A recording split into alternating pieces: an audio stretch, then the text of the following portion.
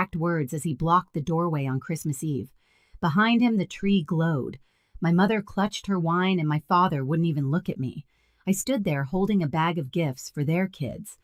Gifts I'd spent weeks picking out while my brother smirked like he'd finally won. I didn't yell. I didn't cry. I just said, "You're right." That night, I made one quiet move that froze every payment, keeping his family afloat. And by New Year's, he was the one knocking on my door. Stay with me to know everything about us. I used to love Christmas. The lights, the cinnamon candles, the way snow softened even the ugliest corners of our street. It was the one day I could pretend our family was normal. But that illusion cracked years ago, slowly, almost gently, like ice splitting under your feet before you hear it break. Growing up, I was the fixer. If a bill was late, I paid it. If someone needed a ride, I dropped everything. When my brother Jacob and his wife Kelly fell behind on their mortgage, I sent money before they even asked. Back then, I told myself it was kindness. Maybe it was guilt. Maybe I just wanted to be seen as the daughter who held everything together. My parents encouraged it. "You've always been the responsible one," my mother would say, smiling in a way that looked like pride but felt like relief. My father rarely said anything at all. He just handed Jacob another plate, another favor, another excuse. Over time, I stopped noticing how much I gave away. School tuition for the kids done. Utility bills covered. When Jacob lost another job, I wired money without thinking. The truth is, it was easier to pay than to argue. The funny part, they called it help, but it was really control, just not mine. Every time I bailed them out, I chained myself tighter to their approval. That's how it works in my family. Generosity is the leash and love is the treat. They dangle in front of you. This year was supposed to be different. For once, I'd planned early, bought thoughtful gifts, booked time off work, even baked the old sugar cookies my grandmother used to make. I imagined laughter, a fire, maybe forgiveness. Instead, I got Jacob's smirk and my mother's silence. No place for losers. Those words didn't just cut, they rearranged something inside me. On the drive home, the car felt heavier. With every turn, the wrapped presents glowing faintly in the passenger seat, like reminders of how naive I'd been. By the time I parked outside my apartment, I wasn't crying. I was calm. Too calm. Because for the first time, I saw the truth. I hadn't been part of a family for years. I'd been part of a system that depended on me staying quiet. And this Christmas silence was about to sound very different. That night, I didn't sleep. The words replayed over and over, no place for losers, each one sharper than the last. I'd heard Jacob mock me before, but never like that. Never with the whole family watching. The part that hurt most wasn't his voice. It was my mother's silence. My father's eyes fixed on the floor. That silence said what none of them dared to. We agree with him. The next morning, I made coffee and sat at my kitchen table staring at the list I'd made a month ago. Christmas budget presents, shipping receipts, school fees. My handwriting looked foreign, like a stranger's desperate attempt to buy affection. I traced each line with my finger, realizing how much of my life was wrapped around Jacob's comfort. Every emergency payment had chipped away at my own. Then something inside me shifted. It wasn't anger, it was exhaustion. The kind that comes when you finally understand the rules of a game you never agreed to play. I opened my laptop and pulled up my accounts. There they were, transfers labeled, kids' tuition, daycare, grocery, top-up utilities. I clicked through each one, the amounts rising like quiet proof of my stupidity. I didn't slam the laptop shut or cry. I just started ending them. Cancel, cancel, cancel. One by one, I deleted every automatic payment. It took 5 minutes to undo 5 years. I expected to feel guilty. Instead, I felt light. The apartment seemed quieter, even the air warmer. I made another cup of coffee, stronger this time, and stood by the window watching flakes of snow swirl under the streetlights. For once, I wasn't thinking about who needed what or how to fix things. I was thinking about boundaries, how peaceful they sound when you finally draw one. By noon, I had packed the Christmas gifts into storage boxes and taped them shut. I didn't throw them away. I just couldn't look at them yet. Every ribbon, every tag felt like evidence from a crime I'd committed against myself. That afternoon, Jacob texted me.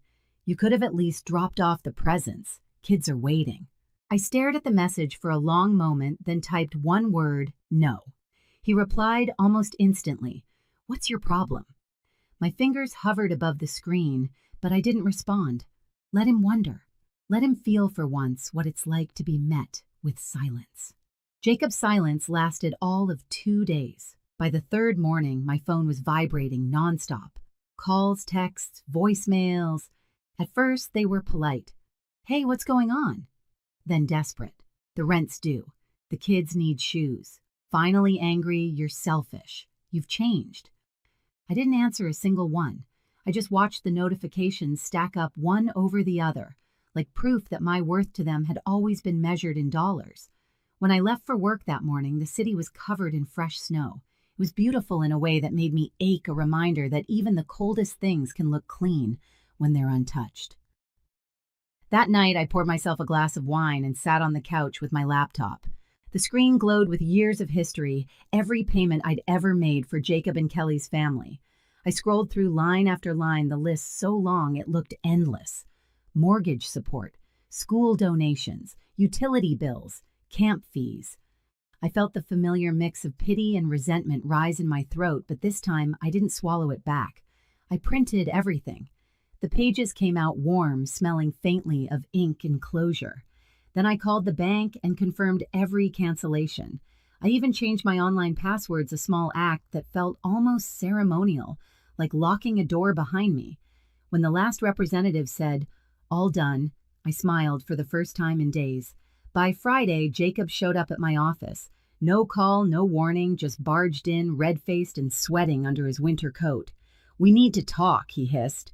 My coworkers froze their eyes, flicking between us. "Not here," I said quietly, walking him to the parking lot. He spun on me the second the door closed behind us. "You think you can just cut us off like that? The kids are suffering?" "They're your kids," I said evenly. He laughed, a sharp, ugly sound. "Oh, so now you care about responsibility." Something in me snapped, but not in the way he expected. My voice stayed calm. "You're right, I do care about responsibility. That's why I'm finally taking mine back." His face twisted, but I didn't flinch. "You can't do this," he said, stepping closer. "I already did." I turned and walked away before he could answer. The snow crunched under my boots, every step louder than his fury behind me. 3 days passed before I heard from him again. When the phone rang, I almost didn't pick up. But something curiosity, maybe closure, made me answer. Jolie Jacobs said, his voice strained. "We need to talk." About what I asked flatly. "You know what? You've made things impossible for us.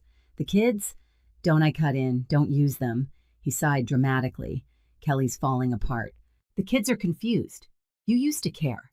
"I still do." I said, calm as ever. "That's why I stopped." He didn't respond right away, and for a second I thought he'd hung up. Then he said, "You're not the person I thought you were."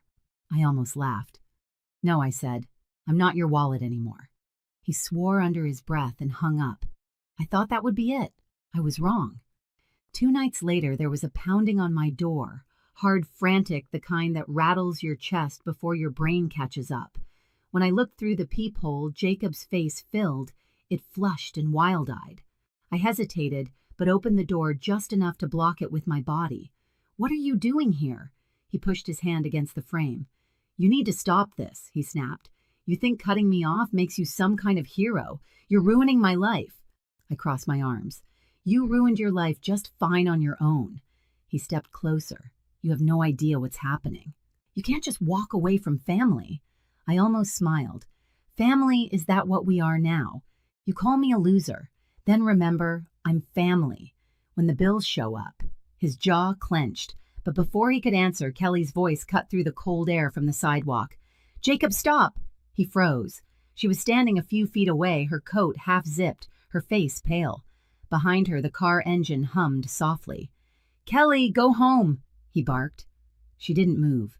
"No," she said quietly. "We're done." He turned, startled. "What are you talking about?" Her eyes flicked to me, then back to him. "I met with someone today. A lawyer." Jacob's face drained of color. "You... what?" "I know. What you've been doing," she said. "The gambling, the lies, the hidden account." For once he was speechless. I didn't say a word. I just watched the pieces fall. Kelly stepped forward, voice shaking but steady. All those payments, Jolie sent the ones you said went to the kids. I saw the bank statements. You spent them at casinos. He spun toward me, his tone desperate. You told her I shook my head. Didn't have to. Kelly pulled a folder from her bag and held it up. I did, and I gave copies to the lawyer. You can't hide it anymore. He lunged forward, but I stepped between them. Don't I warned? My voice didn't rise, but it carried enough weight to stop him. He stared at me, his breath coming fast. You think you're better than me, he said, his voice shaking. You think this makes you righteous? I took a slow breath, the cold biting my lungs. No, it makes me free. He laughed again, but it cracked halfway through. You'll regret this, he said. You'll see what happens when I'm gone. Kelly's voice was soft but firm. We already have. He looked between us, realizing for the first time that neither of us feared him anymore. Then he turned, shoved his hands into his coat pockets, and stormed off down the street. Kelly exhaled, trembling. I motioned her inside. She hesitated at the door like she wasn't sure she belonged. Come in, I said gently. You don't have to explain. Inside, the air was warm and still. I poured her tea, the cinnamon scent filling the room. She stared into the cup like she could see the years she'd lost. I should have said something that night, she whispered, when they called you a loser. You were surviving, I said. I get it. Tears filled her eyes. He kept saying you owed us, that you were lucky to have a family who needed you. I almost smiled at the irony. That's the thing about people like Jacob. They call it family when they're taking and betrayal when you stop giving. She nodded slowly. He's gone. I told him not to come home. Do you have somewhere to stay? She hesitated. I'll figure it out. You can stay here for now, I said. She looked up, startled. You do that? After everything, I'm not helping him anymore, I said softly. But I'll help you. That night, while Kelly slept on my couch, I sat by the window watching the snow fall. The city was quiet lights flickering through the white. For the first time in years, my apartment didn't feel empty. It felt earned. The next morning, I got a call from an unknown number. Ms. Hart, a man's voice said. This is Mark Dawson. I'm Kelly's lawyer. She gave me your contact info. Is she okay? I asked. She's fine, he said. But there's something you should see. It concerns your brother's use of funds. I think you'll want to be involved. When I met Mark later that day, he slid a folder across the desk. Inside were printouts, bank transfers, withdrawals, casino receipts, hotel charges. My money had built his double life. Kelly's moving forward with separation, Mark said. She's asked me to inform you in case Jacob tries to reach out again. I closed the folder slowly. If he does, I'll handle it. That evening, my phone lit up again, Jacob. I let it ring, then silenced it. But the next call came seconds later, and the next, until the buzzing became constant. Finally, I answered. You ruined my family, he shouted. She's leaving me because of you, no, I said quietly. She's leaving you because of you. He started to speak, but I interrupted. Listen carefully. You used me. You lied and you called me a loser. You've lost your wife, your kids, your home, and your free ride. The only thing you still have is a choice. Stop or sink. There was a pause, a long, broken silence, and then a click. When I looked out the window, the snow had stopped. The world outside was still and clean again, like it had been waiting for this moment. By the end of the week, Kelly and the kids were gone, new state, new start. She texted me a photo of the boys building a snowman. Beneath it, she'd written, "Thank you for everything." I stared at the picture for a long time, smiling. For once, helping didn't feel like losing. It felt like winning quietly. And Jacob, he didn't call again. But word traveled. He'd lost his job, defaulted on his mortgage, moved in with a friend who eventually kicked him out. He was still blaming everyone but himself. I didn't celebrate. I didn't post, didn't gloat. I just deleted the last and whispered to no one in particular.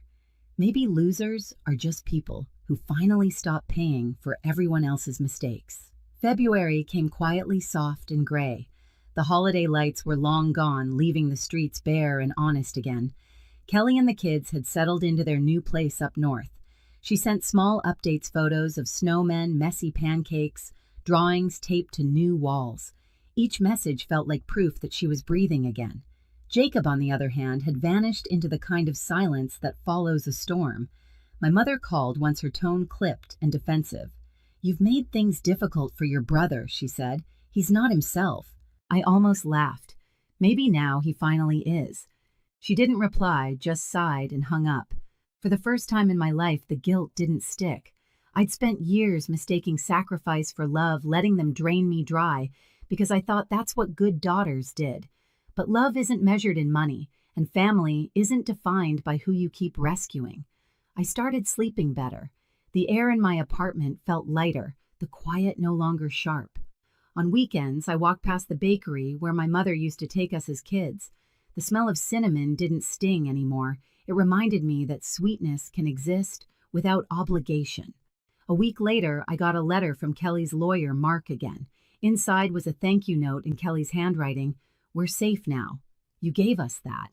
I folded it and slid it into my desk drawer next to the last photo I ever took of my family together. I didn't keep it out of nostalgia. I kept it as evidence of what survival looks like. One evening, as I watched the snow fall through the window, I realized I wasn't waiting for an apology. I didn't need one. Some stories end quietly, not with revenge, but with peace. Outside, a car passed headlights sweeping across the glass. I caught my reflection in its steady calm, unrecognizable from the woman who once begged to belong. That was the night I understood the family I needed wasn't the one I lost. It was the one I finally built inside myself. A few weeks later, I dropped off the last box of Christmas decorations at the donation center. The clerk smiled and asked if I wanted a receipt. I told her no. I'd already kept what mattered the lesson. Driving home, I passed my parents' street. Their house looked smaller now, like a stage set after the play was over. I didn't stop. I just slowed down long enough to notice the same porch light that once glared in my face that night. For a moment, I wondered if they still talked about me, if they called me selfish or heartless. Maybe they did. Maybe they always would. But I wasn't a loser. I was finally free. I parked in front of my apartment, stepped out into the cold, and looked up at the sky. Snow was falling again, soft, steady, clean. If you've ever had to walk away from people who mistook your kindness for